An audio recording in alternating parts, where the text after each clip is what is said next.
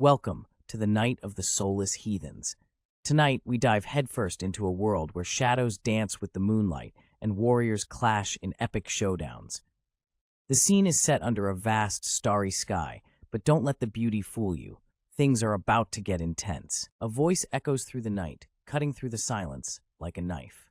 Someone's clearly not in the mood for pleasantries, as they shout a fiery, "You son of a bitch!" at our boy Zebek. With his mysterious blindfold and armor that screams, "Don't mess with me," Zebek looks ready to throw down.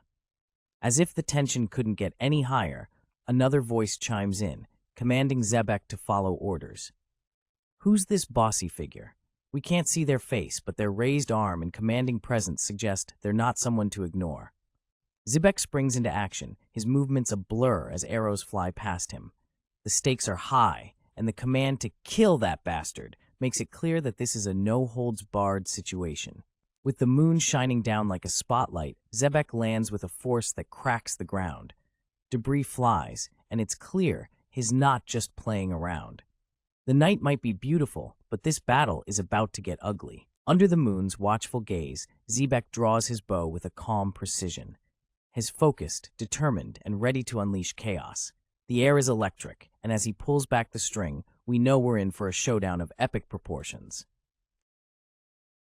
The page opens with a shocking moment as a knight, in full armor, takes an arrow right through the eye slit of his helmet. Talk about having a bad day at the office, huh? This gruesome scene sets the tone for the chaos about to unfold. The next panel introduces us to a badass archer, cool as a cucumber, drawing his bow with deadly precision. His eyes are locked on his target, and he's got that pank "I'm about to ruin your day" vibe going on. Our archer friend takes to the skies, leaping with the grace of a gazelle on a caffeine high. The night sky is his stage, and he's putting on a show like no other. As he soars, the scene shifts downward where chaos is in full swing. Soldiers are in a mad scramble, and it's clear things are about to get even more intense. Back on the ground, it's a battlefield ballet with soldiers clashing in a symphony of steel and shouts. It's like a medieval mosh pit down there. The battle cries echo, with a soldier shouting, "Get him!" as they charge forward. This is the kind of action that makes you want to grab some popcorn and watch the show unfold. One soldier swings with a fierce die as they try to take down our airborne hero. The drama, the tension, it's all here, folks. But our mysterious warrior isn't fazed. Cloaked in shadows, he dodges with the finesse of a ninja. He's like, "Not today, buddy." The clash of blades rings out as our hero's agility shines through. He's not just surviving, he's thriving in the chaos, making every move count. With a swift kick, our hero sends a weapon flying, showing that he's not just a pretty face with a bow. He's got skills to pay the bills, and he's not afraid to use them.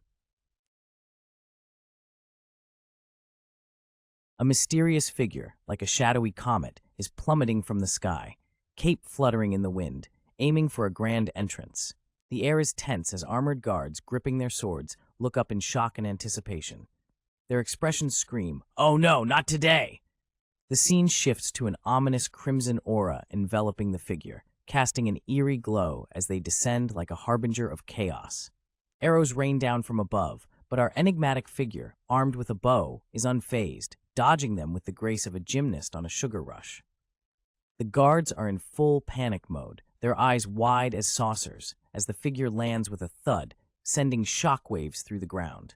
Chaos erupts as the mysterious figure, now on the ground, unleashes a flurry of attacks. Guards are knocked left and right like pins in a bowling alley.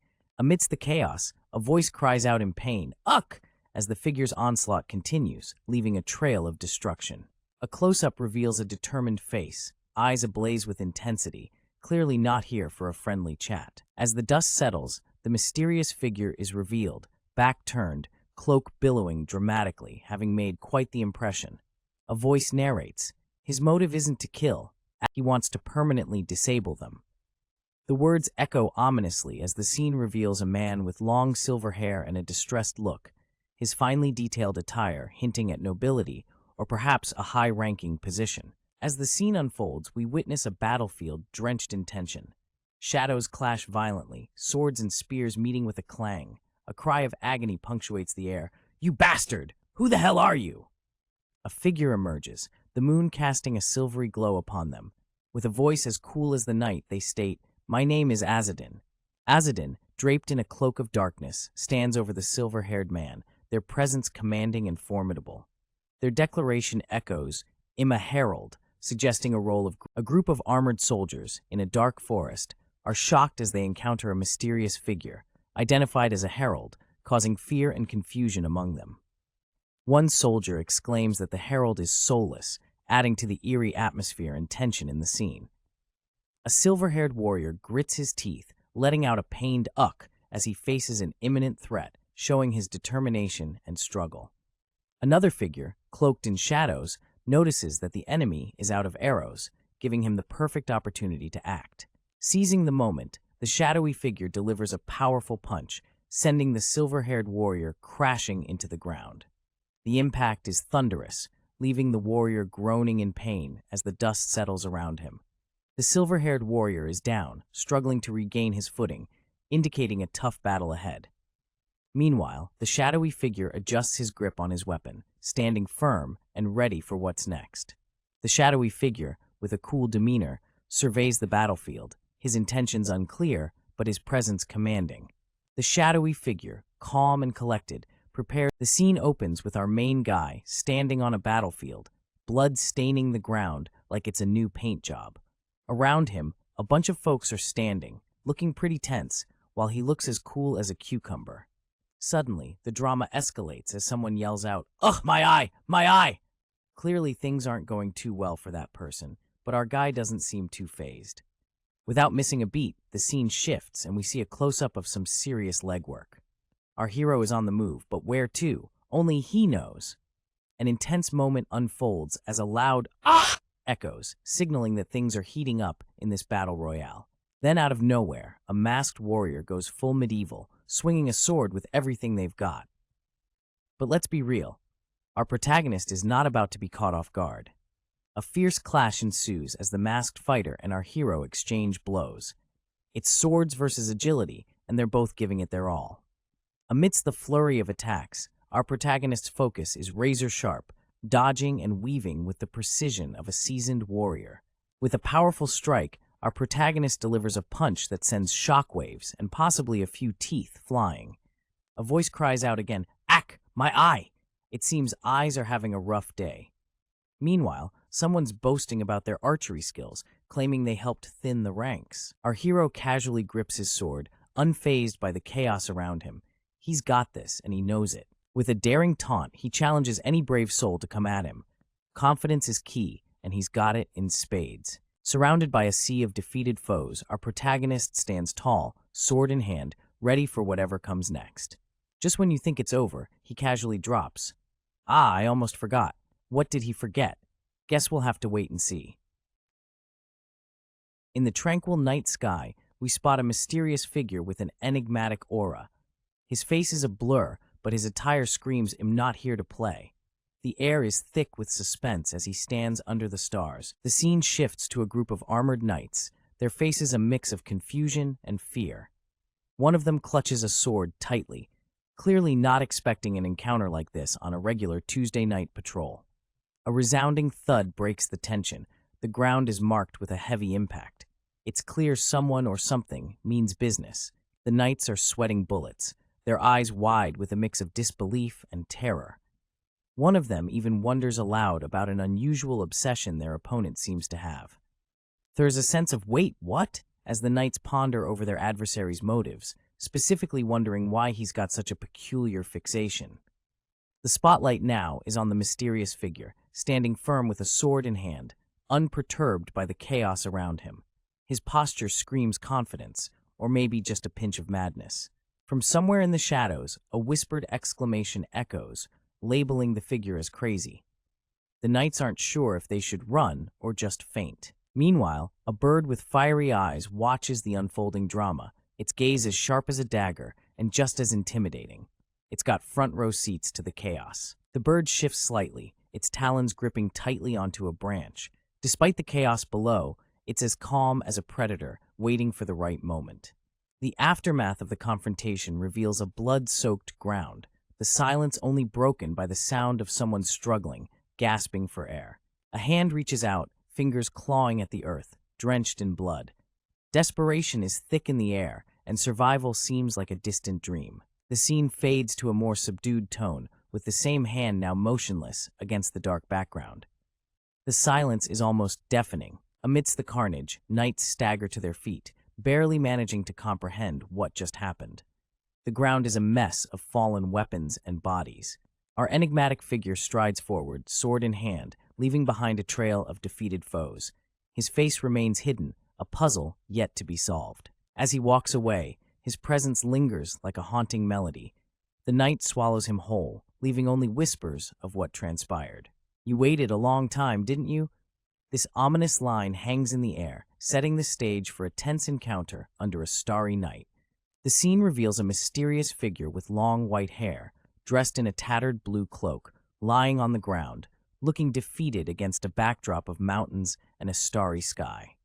Enter the shadowy hero, silhouetted against the full moon. Armed with a bow and a quiver full of arrows, he declares his disdain for the trash who harms the people. Here's a closer look at the villain, with long white hair, trembling before the hero who towers above, sword ready in hand. It's a classic moment of "you messed with the wrong guy." The villain, despite being cornered, manages to unleash a dazzling burst of magic, exclaiming "Uck" as he clutches at his eyes, a bright light emanating from his hands. The villain is illuminated, his once shadowed face now visible, revealing a man with long hair and a smug expression, seemingly unfazed by the intense light surrounding him. The entire battlefield is bathed in a blinding light. Our hero stands resolute, while the villain seems to revel in the chaos he's unleashed, surrounded by fallen foes. Amidst the chaos, a concerned voice cries out, "Ye young master!" The light is overwhelming, and the tension is palpable as we wonder who will emerge victorious. The bright light continues to wreak havoc, blinding all in its vicinity, as a masked figure struggles to shield his eyes from the overwhelming brilliance. "Ugh, I feel like I'm going blind," groans the masked man, struggling against the intense light that seems to pierce through him.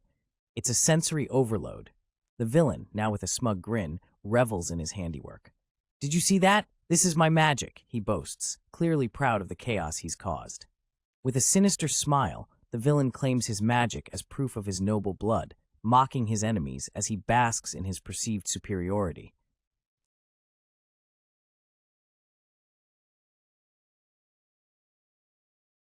The night sky, dotted with stars, sets the stage for an epic showdown.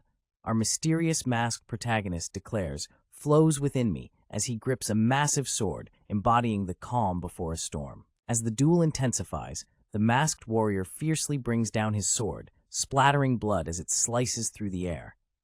His opponent, a long-haired figure clad in a blue coat, faces him head-on, though clearly at a disadvantage. A silent moment follows, filled with the weight of the conflict.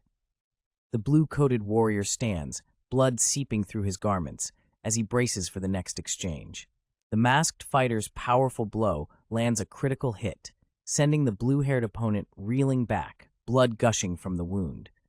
The intensity of the strike is palpable, leaving the opponent visibly shaken. With a face twisted in pain and determination, the long-haired warrior struggles to hold his ground, blood trickling down his forehead, his eyes filled with desperation. The masked opponent stands tall, his imposing figure dominating the scene. He holds his weapon with a confidence that seems unshakable. As the blue-coated adversary appears vulnerable, a pool of blood gathers beneath the wounded warrior, marking the ground with the intensity of their battle. The long-haired fighter is down, but not out, showing resilience despite his injuries. A gut-wrenching scream pierces through the night, echoing the pain and agony of the blue-haired warrior. Meanwhile, the masked protagonist stands unfazed, a silhouette against a backdrop of chaos. In the aftermath of the scream, the scene shifts to show both fighters standing on the battlefield, the masked warrior unfazed, while his opponent appears weakened and kneeling. The long-haired fighter, with a mix of anger and disbelief, demands answers from the masked figure, questioning the nature of his affliction with desperation in his voice. Despite the chaos, the masked warrior remains calm and collected, delivering a taunting response that only adds to his mysterious aura. Under the moonlit sky, a mysterious figure tightens his grip on a trembling man, who stutters in fear. "Wait! What do you want?" His voice quivers like a leaf in the wind as he desperately tries to bargain for his life. With a face that tells tales of past battles, the silver-haired man desperately offers everything under the stars: money, women, swords, anything to escape his grim fate. As if his words were gold, he declares himself a descendant of the sacred Yaegas holy family, hoping his lineage might save him. Unfazed by the grand title, the masked captor, dressed in dark clothes with a hint of gold trim, replies with chilling calmness. A sly smile crosses the captor's face as he reveals his true nature, a slayer of sanctity, a herald, unimpressed by the sacred lineage. The silver-haired man's fear escalates, eyes wide with terror as the realization of his fate sets in. Suddenly, a voice interrupts. "Sir!" It's a figure with a mask looking on helplessly, his presence adding to the tension. "Sir Zebek, what are you doing? Help me!" The silver-haired man cries out, his hope dwindling as Sir Zebek stands frozen. The ground is littered with the aftermath of battle, bodies, swords, and blood forming a grim tapestry under the moonlight. Desperation turns to despair as the silver-haired man whispers, "I can't see," his world fading to darkness. Sir Zebek, with his face obscured, realizes the gravity of the situation, clutching his head in frustration. His hand clenched in metal gauntlet. The classic noble tantrum. Our scene is painted with a splash of crimson as a noble, full of himself, bellows about his high status and sacred bloodline, his clearly not having the best day ever. The noble's bluster continues, but then he pauses, almost as if a light bulb went off. He's reminded of how he treated the common folk, and it hits him like a ton of bricks. Enter the mysterious figure, shrouded in darkness, with a look that could cut through steel. His presence alone is enough to make anyone rethink their life choices. The mysterious figure seems almost amused by the noble's dilemma. He casually suggests that the noble might just get another chance at life, but with a twist. The noble, now visibly shaken, clutches his head in disbelief.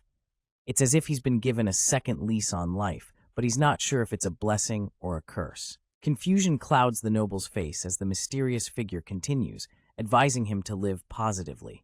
It's like a self-help seminar, but with swords. In a moment of eerie calmness, the mysterious figure's face is reflected, a wry smile suggesting that he knows more than he's letting on. And just to seal the deal, the mysterious figure leaves the noble with some parting words. The noble might need a little extra positivity in his life after all. A dramatic slash cuts through the tension, leaving a trail of blood and shattered pride in its wake. The noble's scream echoes in the night, a primal cry of anguish and realization as the weight of his actions comes crashing down. Finally, we see the noble, face contorted in agony and despair as he grapples with the consequences of his past actions. It's a hard. In the eerie glow of the night, our mysterious protagonist muses about the absence of a contractor, yet suggests they've been pretty considerate despite that. It's a cryptic statement, but hang tight, it's about to get even more intense. Sprawled on the ground, blue hair splayed out, is a fallen figure. Their face is marred, and the scene is painted in shades of despair. It's as if a cosmic battle just went down and this poor soul didn't make it out. Looking up at the sky, our lone figure, draped in a cloak and wielding a blade, declares with chilling finality that the Emperor's law has been fulfilled. The atmosphere screams epic showdown aftermath, and this dude's the last one standing. The ground is a mess of bodies and chaos, the aftermath of a battle that seems both epic and tragic. Our cloaked friend stands amidst it all, like a silent reaper surveying the harvest of war. The scene fades to black, leaving a haunting silence in its wake. It's like the universe itself is holding its breath, waiting for the next chapter of this saga. The creators of this intense tale pause to give credit where it's due, promising more to come. It's like a teaser at the end of a blockbuster, leaving us hanging and craving the next installment. The scene opens on a dark and stormy night, with our mysterious knight clenching his weapon, ready to rumble. The air crackles with tension as he prepares for a showdown. With a voice as strong as his grip, the knight declares, "I am a knight of the Church of the King." The night sky bears witness to this bold proclamation. Our knight can't just walk away from someone who is all about the Emperor's law. Nope, that's not happening. "I cannot leave you," he says, standing his ground like a boss. "And even if you've been doing your good deeds, it doesn't change a thing. Our knight is having none of it, staying true to his mission. Enter the knight's opponent, cloaked and ready, sword drawn. It's about to go down, folks, as the tension in the air gets thick enough to slice. The stage is set with cracked ground beneath, hinting at the battle's intensity. It's a scene straight out of an epic tale, and our knight stands ready. A brief pause. "Ah, geez," comes a voice, breaking the tension with a touch of humor, showing that even in the heat of battle, there's room for a little levity. The clash is real, and the knight finds himself down, but not out. His sword lies on the ground, a testament to the struggle. Our mysterious adversary comments, "You aren't like the other knights of the Church of the King." What's this? A compliment or a veiled insult? The knight's posture suggests his unfazed, possibly amused. His body language says, "Is that all you got?" as he holds his weapon casually. "You dare insult me?" The knight's opponent shouts, clearly not appreciating the previous comment, ready to escalate this verbal duel. And with a calm yet cheeky retort, "No, it was praise," comes the response, adding a twist to the banter, keeping the mood light amidst the tension. The knight, still cool as a cucumber, gestures nonchalantly, as holding his ground, ready for whatever comes next, his confidence unshaken. The knight explains why he's different. "The other knights are just scoundrels kicked out over inheritance squabbles," he says, revealing some juicy backstory. In the murky shadows, our man with the mysterious vibe, wearing dark garments and hiding his eyes behind windswept hair, stands cool and composed. He's got that "I've got secrets but am not telling" look going on. Meanwhile, his outfit is a mix of layers and buckles, a perfect ensemble for someone who's used to brooding in style. It's like has stepped out of a spy thriller with a side of fantasy. A silver-haired knight, still a bit blurry, starts to speak. He's got that "not today" Satan vibe, ready for whatever's coming, or maybe not, judging by his hesitation. His sword is drawn, gleaming under the night sky, and he's clearly poised for a duel or something equally dramatic. You can almost hear the soundtrack building up. Dark energy swirls around the mysterious dude as he questions, "Will you be able to follow after me?" Cue dramatic pause and wind effects. With a stance that screams, "I'm the boss here," our mysterious guy stands firm, surrounded by shadows, like he's about to reveal some epic plot twist. The knight, eyes wide with surprise, lets out a "what?" like he just found out his favorite show got canceled. The plot thickens. The air crackles with tension as shadows and unknown forces whip around, setting the scene for something big. A booming voice, full of finality, declares, "Let's meet again if fate wills it, Sir Zebek." Sounds like a dramatic farewell if there ever was one. With sword in hand, the knight, Sir Zebek, is ready for whatever comes next. His stance is all "bring it on," but his eyes betray a hint of uncertainty. Amidst the chaos, footsteps echo, signifying either a retreat or a regrouping. Dust and debris settle as the dramatic scene unfolds. A figure lies sprawled on the ground, perhaps the result of a fierce clash or a mysterious fall. The shadows play tricks, leaving intentions unclear. Sir Zebek stands alone, surveying the cracked, barren landscape, pondering the cryptic encounter and what lies ahead. The sky looms vast and mysterious, with swirling clouds hinting at the untold stories yet to unfold. The silver-haired knight, Sir Zebek, looks on, his expression a mix of determination and contemplation, ready for the journey fate has laid before him. Nobody was able to kill Azadin of the Herald clan. The legend of Azadin, this dude's like a ghost story parents tell their kids to make them eat veggies. But seriously, no one could take this guy down. Azadin stands amidst a battlefield littered with fallen warriors. The guy just stands there, looking all cool and mysterious, while everyone else is taking a nap on the cracked ground. A serious case of try and fail, if you ask me. We were left with permanent losses instead. The knights left huffing and puffing, barely holding on to their swords, looking like they've just run a marathon. It's a rough day to be a knight. Scoundrels forcefully expelled from their homes due to matters of inheritance. Talk about family drama. These guys were booted out over who gets grandma's old rocking chair, and now they're face down in the dirt. HES not wrong. A close-up of a guy with striking silver hair, looking all serious and contemplative. He seems to agree with the whole inheritance mess. Maybe he's got his own skeletons in the family closet. That applies to me just as well. Our silver-haired mystery man seems to be relating to the situation, hinting that he's got some personal baggage too. Family feuds, am I right? Geez. The silver-haired dude lets out an exasperated sigh. It's like he's saying, "Why is life so complicated? We feel you, buddy." A serene night sky, stars twinkling as if they have no care in the world. It's a calm moment, a breather after all the chaos. I can feel a weight off my chest now. The sky's tranquility seems to have seeped into our character's soul. It's a moment of clarity, the calm after the storm. A tall figure with silver hair stands with his back to us, looking towards the horizon, a sword in hand, cape billowing in the breeze. It's like the cover of a fantasy novel. A close-up of the reflective surface of something shiny, possibly a sword or armor.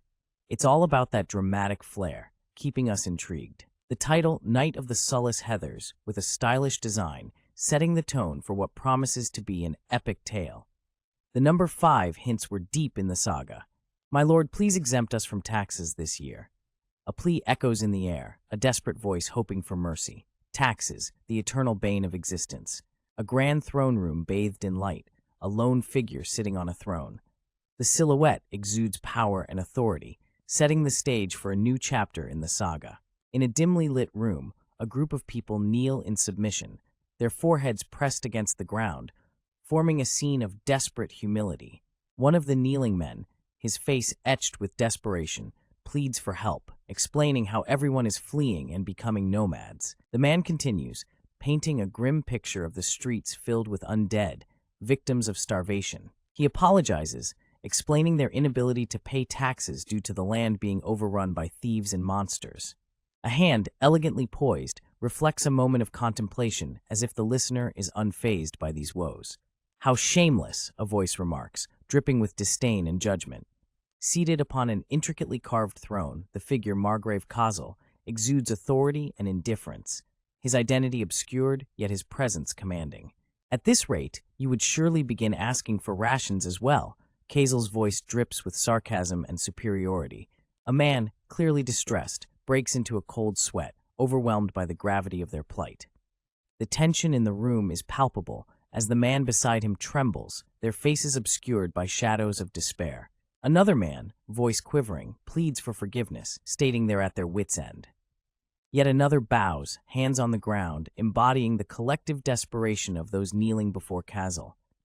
"Nothing will change the lowly blood that flows within you," Kazel declares, offering relief but with a condescending edge, reinforcing the power dynamics at play.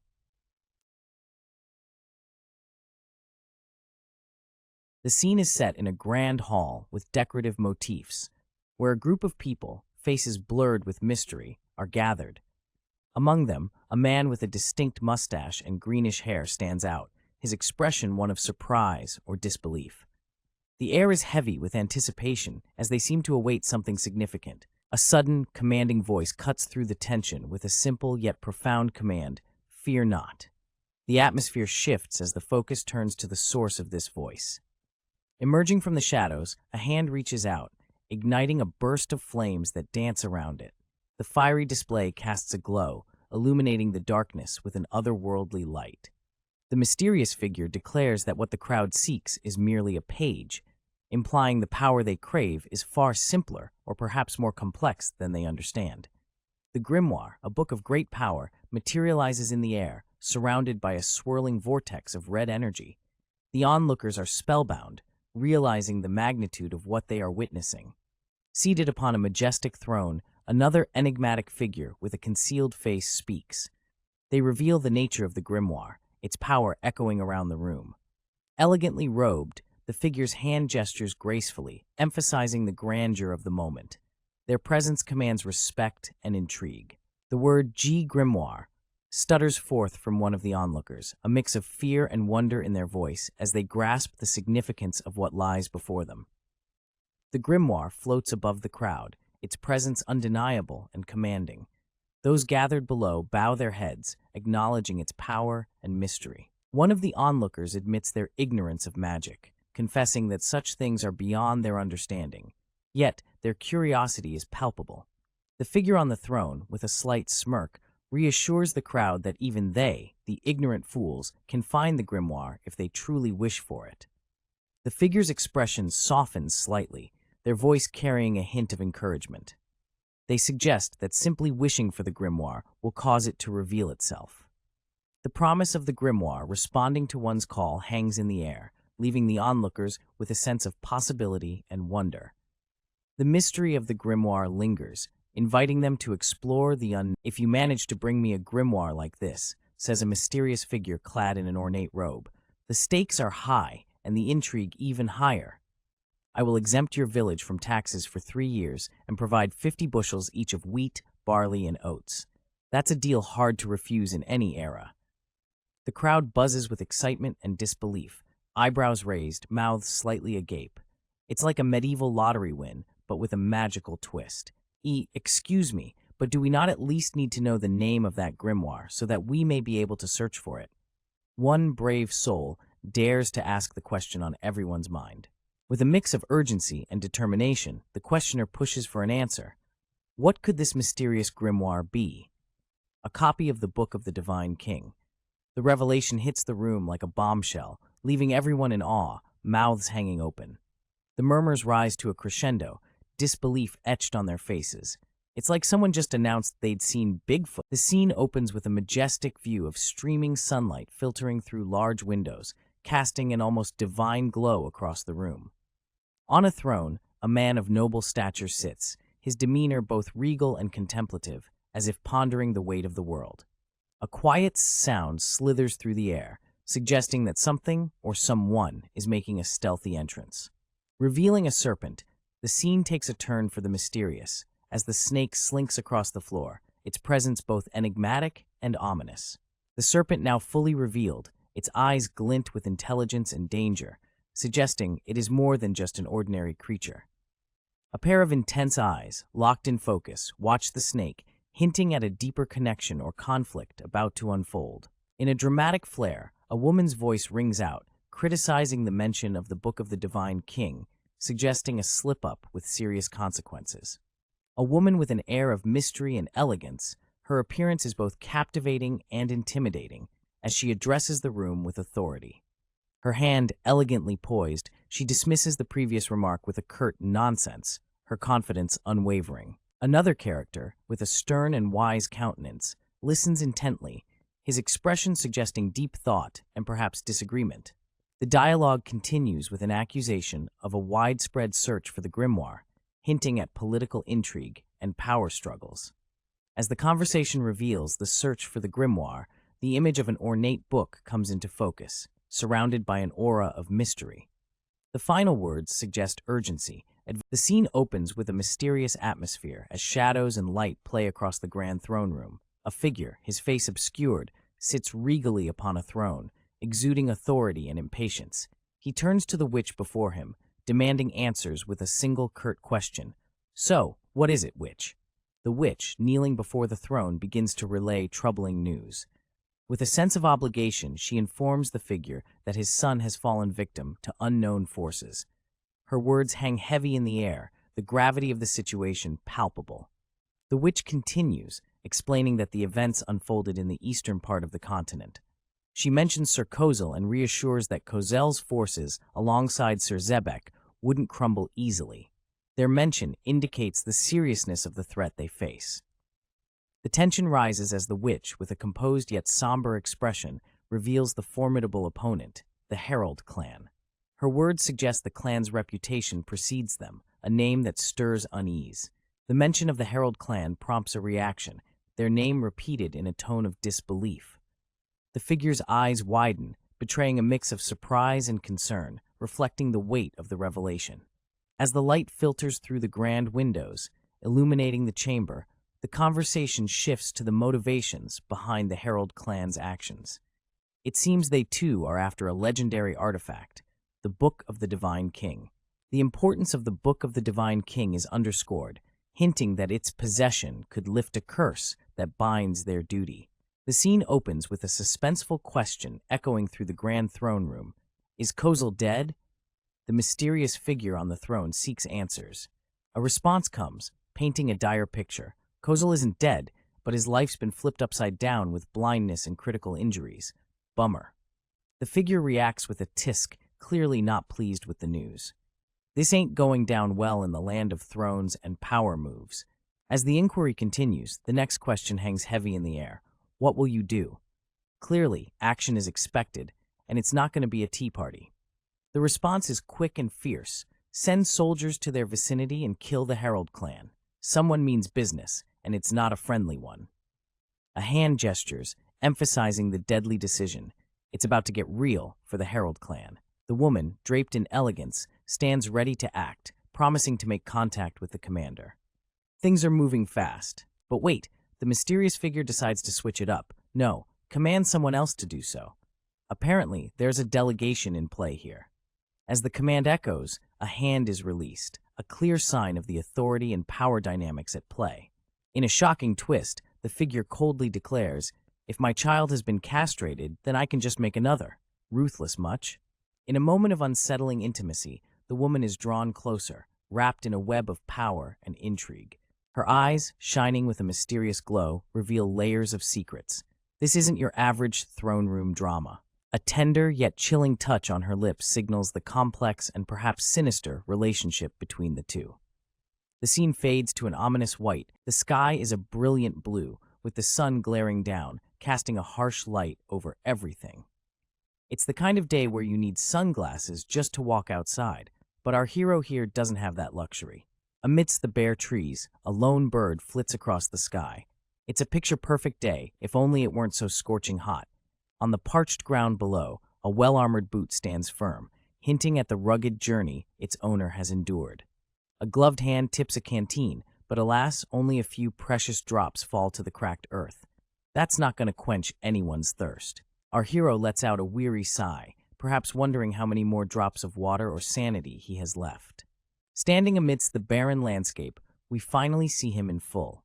A mysterious warrior with a cape billowing in the wind and an owl companion perched on his shoulder. He seems to be having a chat with himself, or maybe with the owl. He grumbles about his water woes, lamenting that if things keep up, he's likely to become a permanent fixture in this desert. Ah, the spirit! The warrior's not too happy, blaming it for the optimistic 2-day journey plan. Maybe the spirit was using Google Maps. With a defiant stance, the warrior seems to be challenging the spirit, channeling his frustration. You can almost hear the "I told you so" in his tone. The owl, not one to back down, throws some shade about daring to speak so boldly. It's got sass, and it's not afraid to use it. The warrior looks a bit taken aback, but the owl continues, reflecting on their fallen emperor and the backlash they've faced. Outcast, the owl declares, branded as heretics and slayers of sanctity. That's harsh, but hey, life's tough out here.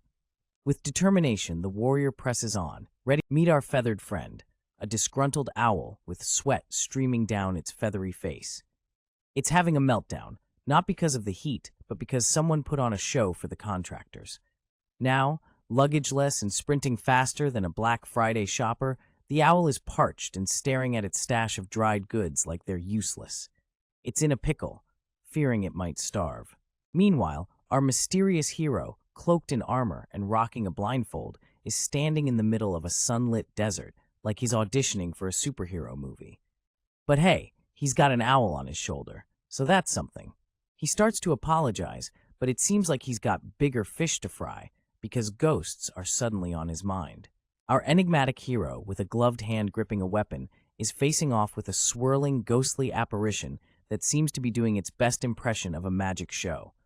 It's all mystery and drama as the ethereal light dances around. And just when you think it can't get any spookier, there they are, ghostly figures hanging from trees like they're extras in a horror movie. The sunlight makes them glow in a way that's more eerie than enchanting. Among the ghostly crowd, 2 particular figures stand out, their faces blurred as if they're camera shy.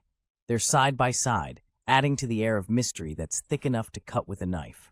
Standing against a desolate backdrop, our mysterious protagonist, rocking some killer shades, casually drops a small, yes, hello. Clearly, this isn't his first rodeo in dealing with the supernatural. As he continues, he notes that this land is lacking in some serious mojo, no kingly virtue or angelic blessings here. It's like a vacation spot you wouldn't recommend to your worst enemy. A spectral group listens intently, their faces blurred out like a celebrity trying to dodge the paparazzi. Our hero advises them that it's time to move on, as their grudges have been settled. The afterlife is calling, y'all. Donning some seriously stylish armor, he stands before them, looking like a cross between a knight and a secret agent. The spirits seem to gesture towards something, and our hero is all ears, or rather, all eyes behind those shades. A well? Really? The plot thickens like a bowl of oatmeal left out too long. His curiosity is piqued, and he can't help but wonder what this well has to do with anything.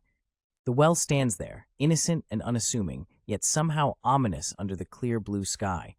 It's like the ghost version of a Chekhov's gun. With a bemused smile, he muses if the spirits meant to offer him water. "Aw, shucks, you shouldn't have." But really, you could have just gone to rest. As he strides towards the well, his cape billowing behind him like a dramatic fashion statement, the spirits linger, perhaps saying their silent goodbyes. Peering into the well, the sky above is a brilliant blue, contrasting with the dark mystery that lies below. What secrets does this well hold? With an owl perched on his shoulder, our hero looks down into the well, a grin on his face. It's the look of someone who's about to uncover something big. His foot rests on the edge as he prepares to dive deeper, literally or metaphorically, into the mystery at hand. A determined grip on the rope, has ready to descend, unraveling whatever enigma this well. I want to taste it already. Our scene opens up with a thought bubble in the sky, leaving us wondering what on earth this taste could be all about. The anticipation is real, folks. Meet our main guy, cloaked in mystery, with those killer shades and a stylish owl on his shoulder. He's the kind of dude who'd walk into a room and everyone would just stop and stare. With not a word uttered, he grips a rope attached to a bucket like he's pulling up something more than just water. His expression? Priceless. The silence is deafening, but it speaks louder than words. As the rope gets tugged, we see the bucket coming into view.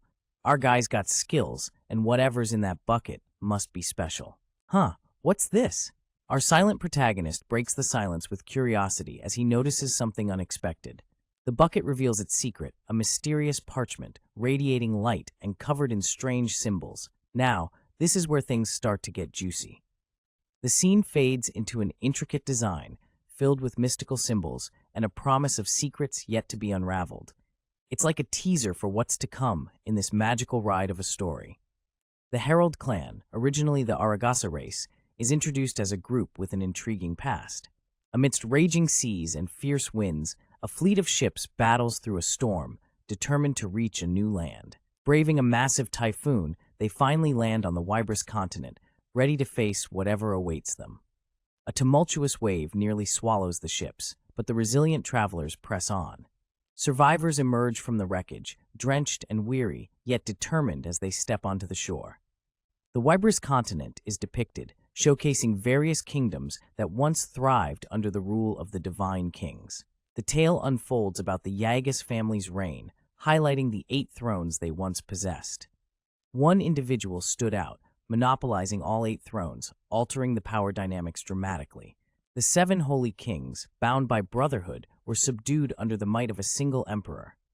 The emperor, a member of the Yeslat family, enforced his dominance, leaving crowns and blood in his wake. Amidst the fallen crowns, a shadowy figure of authority emerges, revealing the emperor's sinister ambitions. The emperor, Yahello, harbors a desire to eliminate all traces. Meanwhile, the outsiders Aragasa were in need of land to settle. The emperor gave the outsiders the grimoire, the song of the yellow bird, and a spirit called the emperor's voice. In exchange, the outsiders signed a contract with the emperor and became his heralds. With that, Aragasa's hands were ruthlessly stained with God's blood. He became the emperor's sword, agent, and executioner, and personally executed the wicked nobles who went against the emperor's law and prospered. It was the most horrific sin that the citizens of Wybris could commit, as they believed in the afterlife and the cycle of eternal life. Because of that, the emperor died and the empire was separated into the 8 separate. Aragasa was despised by those in Wybris and the heralds. They were outcast and given the ominous title of soulless heralds. A desolate scene fills the air, with towering ruins that have seen better days. The silence speaks volumes, echoing tales of past grandeur now reduced to rubble.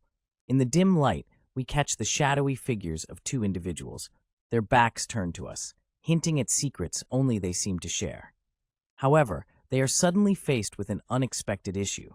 a twist they didn't see coming. What's the catch, you ask? Well, it turns out the contract between the Emperor and these mysterious figures is still binding. Chains and an ominous artifact appear, wrapped in a dark aura. Something significant is bound here, and it's not just the chains holding it down. Amidst the smoke and darkness, the atmosphere is thick with tension, as if the very air is holding its breath for what's to come. Even after the Emperor's death, the heralds needed to serve as the heralds of the Emperor. Dark chains and shadows fill the scene, suggesting an eternal bond or curse. A closer look at the chains binding the mysterious herald. These chains symbolize their everlasting duty, wrapped around their very essence. Among the chains and shadows, a rolled-up scroll emerges, hinting at ancient secrets and forgotten powers. The scene intensifies with the chains tightening, almost as if they're alive, forever binding the heralds to their duty. Forever.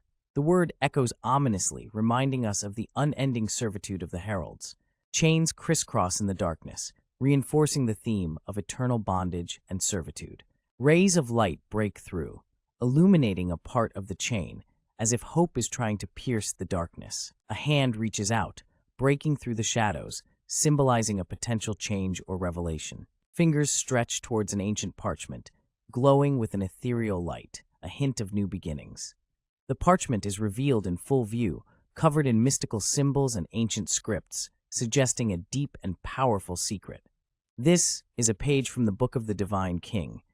Is this the source of the Emperor's power? Questions arise as the parchment's significance becomes apparent. A character, whose face is obscured, holds the parchment up to the sky. He seems to have stumbled upon something momentous, possibly the key to unraveling the Emperor's power. The character stands, contemplating a serene yet mysterious scene, as two figures stand side by side. The air is filled with an ethereal glow, and a single word, H, floats in the air, hinting at a revelation or realization. A voice expresses gratitude, urging someone to rest in peace, while a contemplative suggests a pondering presence nearby. The focus shifts dramatically to a mystical document, glowing with symbols and geometric patterns. It's a piece of a larger puzzle, sparking curiosity about what it might unlock. A thought-provoking question arises. If I collect this, will I really be able to escape the curse of duty? A character contemplates their path forward, seeking a way out of a seemingly binding obligation. An enigmatic character, partially obscured, holds the mystical document. An owl perched on their shoulder adds an air of wisdom and mystery to the scene. Call it a curse? It's an honorable duty under the contract, the character muses, revealing a complex relationship with their responsibilities. Fate, it seems, has a sense of humor. Hands grip the document tightly, emphasizing the weight of the decision at hand. The question looms large. Is this truly what all heralds desire? The stakes are laid out. Carry out the duties of the service contract and collect 100,000 gold coins, then acquire the Book of the Divine King. Only then can one escape the curse of duty. A character, with an owl still at their side, reflects on the goal of the heralds. The task is daunting, but it's the only path to freedom from their burdensome role. Boots press into the earth as the character embarks on their journey, the world sprawling out before them. The responsibility they carry feels heavy, yet they step forward. A revelation about the past. The Book of the Divine King was torn apart because of the character's father.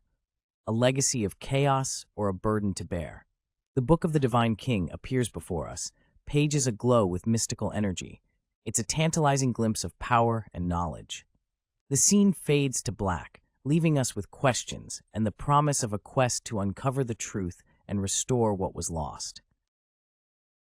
Amidst a desolate landscape, a lone figure stumbles, desperately yearning for water. The sun beats down relentlessly, casting long shadows as he trudges through the arid wasteland. A hand grips tightly onto a rock, signifying the struggle to navigate the harsh terrain.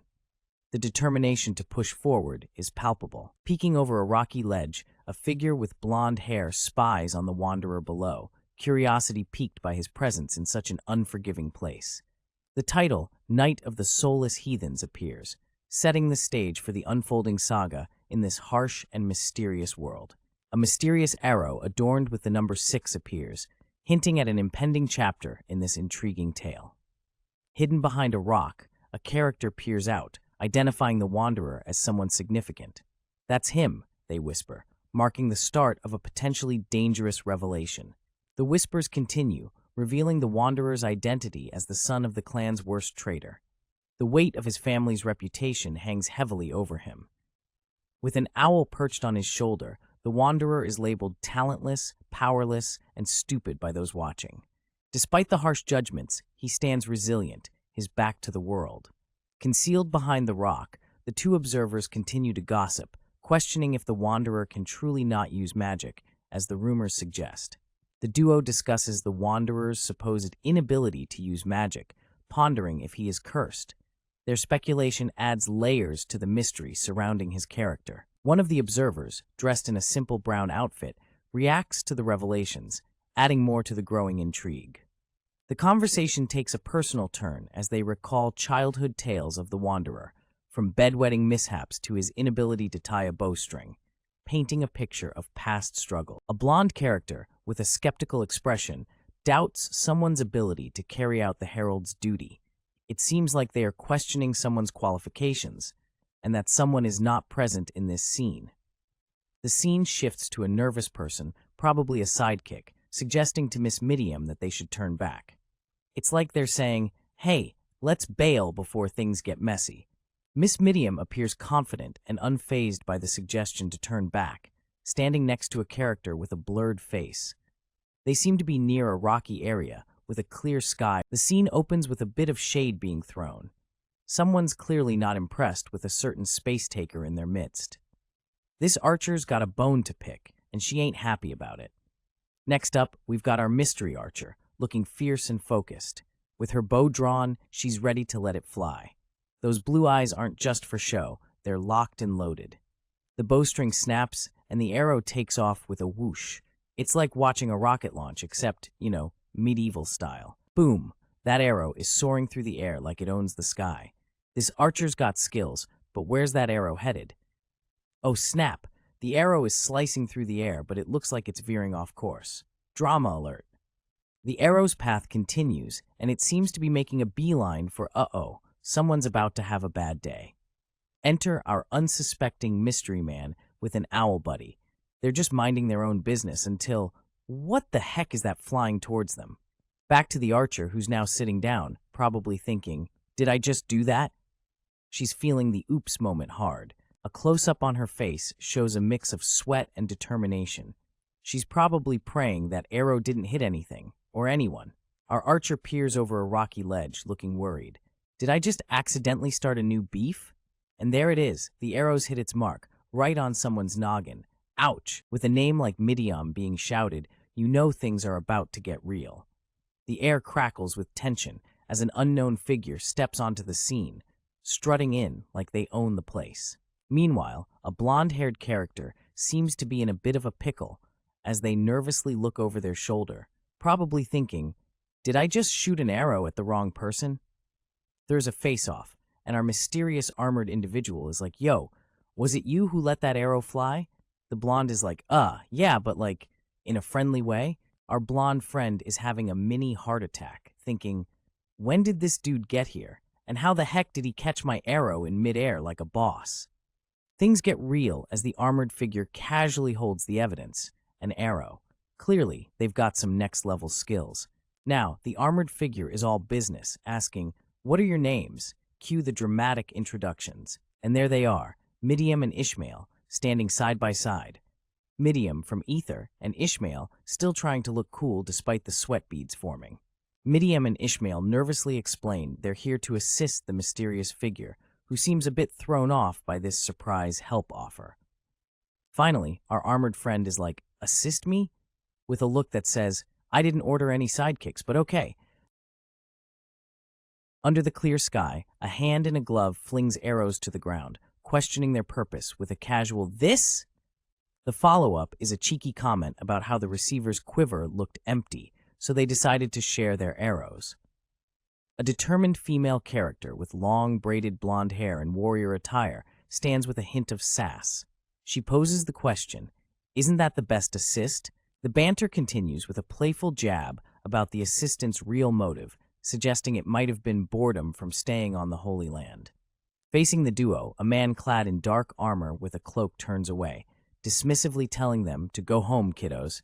An indignant reaction from the blonde female, her eyes wide with disbelief as she echoes, "Kiddos!" clearly not impressed with the man's dismissal. Amidst the night sky, she passionately claims her noble lineage, declaring, "I'm sure I told you, am from the ether bloodline." The man, now shown from behind, remains unfazed, his dark hair and cloak silhouetted against the sky. His words cut through the air, stating bluntly that bloodlines have no meaning to heralds. From a distance, he asserts his dominance, declaring that if they've come to work, they're now his subordinates. With a calm demeanor, he reminds them of their earlier actions, pointing out, "And you even shot arrows at me." In a shadowed scene, his expression is unreadable as he ominously offers, "Perhaps you want me to teach you what—" The atmosphere is intense as two figures stand under a bright sky, pondering the mysteries beyond the Holy Land. They're questioning if someone known to be mocked and bullied is truly who he seems. The tension thickens as the blonde character reflects on how different this person is from the whispers that have circulated.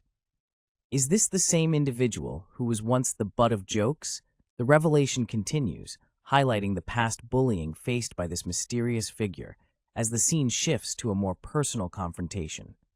A commanding voice cuts through the reflection, instructing Midiam to apologize for their previous impoliteness. Respect is demanded, and lines are drawn. The shadowy figure, presumably Herald Azadin, sets the terms. Midiam must choose to either be part of Aragasa or stand as an enemy. Which side will they pick? The scene shifts to a dramatic confrontation as the shadow looms over Midiam, setting a powerful visual tone. Midiam steps forward, acknowledging their rudeness and swearing allegiance to Herald Azadin and the Aragasa, marking a pivotal character moment. A wider perspective shows the trio standing amidst barren trees, with Herald Azadin's dominance clearly established. Herald Azadin graciously accepts Midiam's apology, setting a tone of tentative peace. Herald Azadin's face is stern, yet composed, as he offers a crucial piece of advice to Midiam. A warning is issued. Midiam is cautioned against using arrows recklessly, a reminder of the gravity of wielding weapons outside the Holy Land. Midiam, now solemn, acknowledges the warning with a simple yes. Understanding, "I won't say anything bad, so go back to the Holy Land." The scene unfolds in a barren wasteland where two characters are standing, one with a serious expression and the other looking somewhat exasperated. "I don't need assistance." The conversation takes a dramatic turn as a character in dark armor stands atop a rock, dismissing the need for help with a confident stance. "Ah!" A close-up shows the armored character looking surprised, possibly caught off guard by the turn of events. "Do you have water?" A humorous moment breaks the tension as the armored character, still maintaining his cool demeanor, casually asks for water. "I request a duel." The atmosphere shifts dramatically as a loud proclamation echoes, demanding a duel, setting the stage for an intense showdown. Midiam. The tension escalates as a blonde character, Midiam, is called out with urgency, her expression determined and unyielding. "No, that man is dangerous." Another character, with a blurred face, warns of the danger, emphasizing the seriousness of the situation. "Yeah, he's different from the rumors. Forget about being an idiot. He's strong, intelligent, and prideful." The narrative deepens, revealing the underestimated strength and intelligence of the challenge issuer. "But wouldn't I be a big coward if I didn't challenge him just because he's strong?" The internal monologue reveals a fierce determination to face the challenge, regardless of the opponent's strength. Herald Azadin, Midiam from Aether, officially challenge you for your herald position. This manhwa kicks off with a formal legal notice, reminding us that 2Dream holds the rights to this work. Copyright stuff. You know the drill.